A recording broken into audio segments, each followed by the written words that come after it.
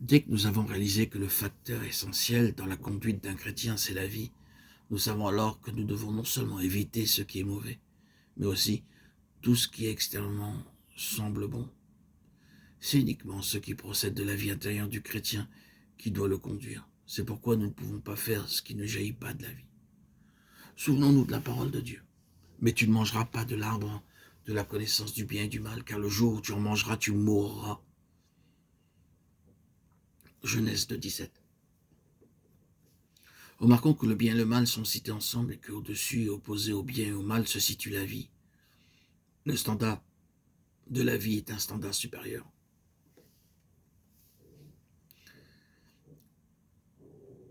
Au début de ma vie chrétienne, j'ai veillé à éviter soigneusement tout ce qui était mauvais, et je me suis évertué à ne faire que ce qui était bien. Et il paraissait que je faisais de splendides progrès. À cette époque, j'avais un collaborateur qui avait 2 ans de plus que moi et nous étions toujours en désaccord. Les différends qui nous opposaient ne concernaient pas les questions personnellement, mais tout ce qui touchait au domaine public, et nos disputes étaient aussi publiques. Je faisais ce genre de réflexion moi-même. S'il veut faire cette partie de travail de telle et telle manière, je protesterai car ce n'est pas bien. Mais quelle que soit la manière dont je lui présentais mes arguments, il refusait toujours d'y satisfaire. J'avais une seule façon d'argumenter bien ou mal, et lui de son côté n'en démordait pas de la sienne. Je suis plus âgé, quelle qu'ait pu être ma façon de présenter mon point de vue. Il raisonnait invariablement de la même manière, disant qu'il avait 2 ans de plus que moi. Mes arguments pouvaient être irréfutables, mais justifiaient toutes les décisions par le simple fait qu'il avait 2 ans de plus que moi. Comment pouvais-je réfuter ce fait? Il remportait donc toujours la décision, il parvenait à ses fins extérieurement, mais intérieurement, je n'étais pas de son avis. J'étais conscient du manque de logique de son raisonnement, et cela avait pour conséquence d'ancrer plus profondément en moi l'assurance qu'il avait tort et que j'avais raison.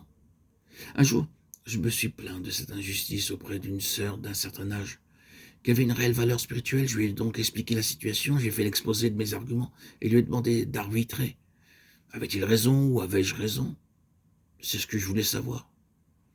Elle semblait ignorer tous les biens ou mal de la situation. Et me regardant en face, elle me répondit tranquillement « Oh, tu ferais mieux de faire ce qu'il te dit. » J'étais très peu satisfait de sa réponse et pensais en moi-même « Oh, si j'ai raison, pourquoi ne pas le reconnaître? Si j'ai tort, pourquoi ne pas me le dire? Pourquoi me dire de faire ce qu'il me dit ?» Alors je lui demandai pourquoi. Elle m'a répondu « Parce que dans le Seigneur, le plus jeune doit être soumis au plus âgé. » Mais ai-je répliqué, si dans le Seigneur le plus jeune a raison et que le plus âgé a tort, le jeune doit-il lui être toujours soumis? À cette époque, je faisais des études supérieures, mais je n'avais rien appris au sujet de la discipline. C'est pourquoi je donnais libre cours à ma réprobation. Elle m'a simplement souri en me redisant encore une fois « Tu ferais mieux de faire ce qu'il te dit. » Quelque temps après, il devait y avoir des baptêmes, et 3 d'entre nous devaient partager cette responsabilité. Il s'agissait du frère qui était mon aîné de 2 années, d'un autre frère qui avait 7 ans de plus que lui, et de moi-même. J'ai alors pensé maintenant, voyons ce qui va se passer. Il m'a toujours venu faire ce qu'il me disait, car il était mon aîné de 2 ans. Va-t-il faire maintenant ce que lui dira de faire ce frère qui a 7 ans de plus que lui?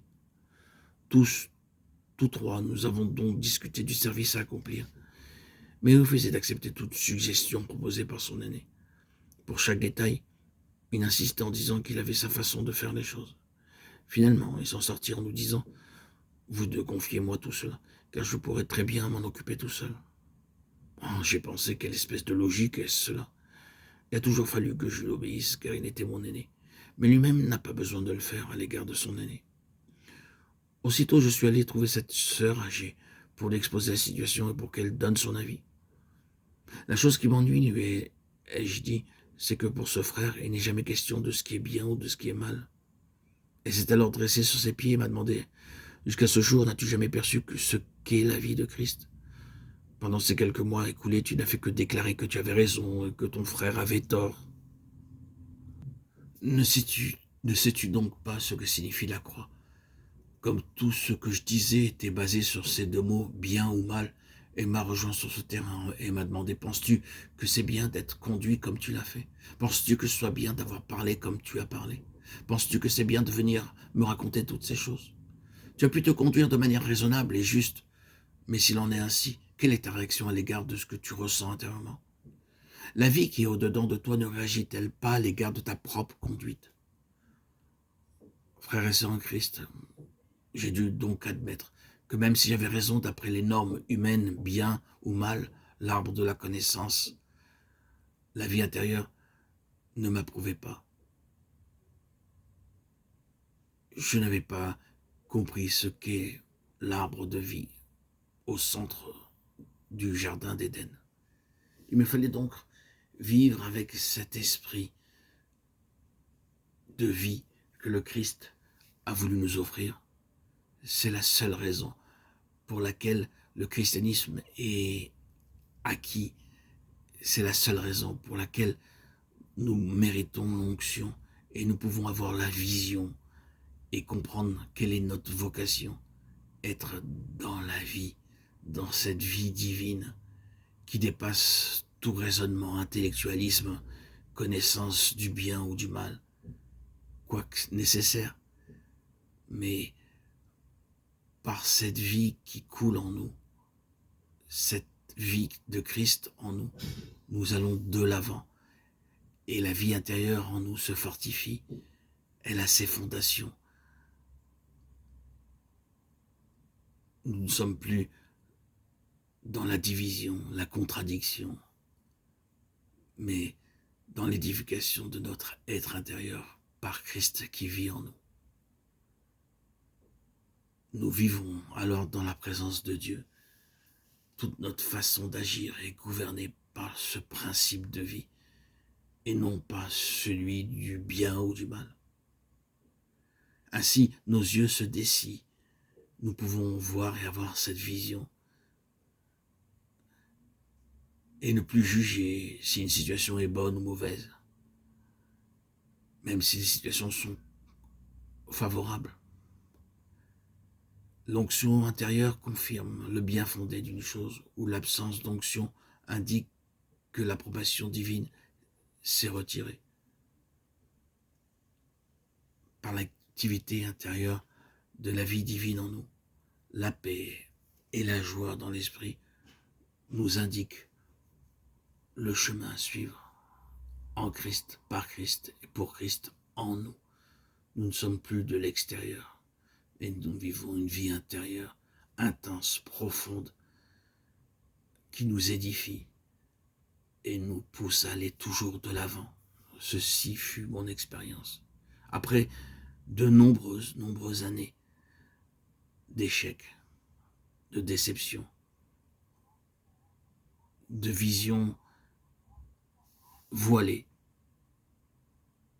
Gloire à Dieu, Seigneur Jésus, de m'avoir éclairé et ouvert mes yeux. Merci, Seigneur. Merci, grand Dieu, vivant et puissant. Merci de m'avoir envoyé les messagers, les poteaux indicateurs qui m'ont, par ta sainte volonté, montré comment venir à toi.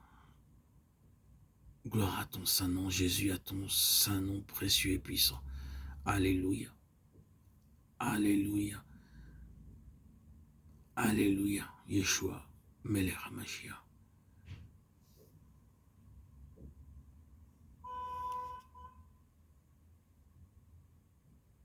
Shalom, shalom.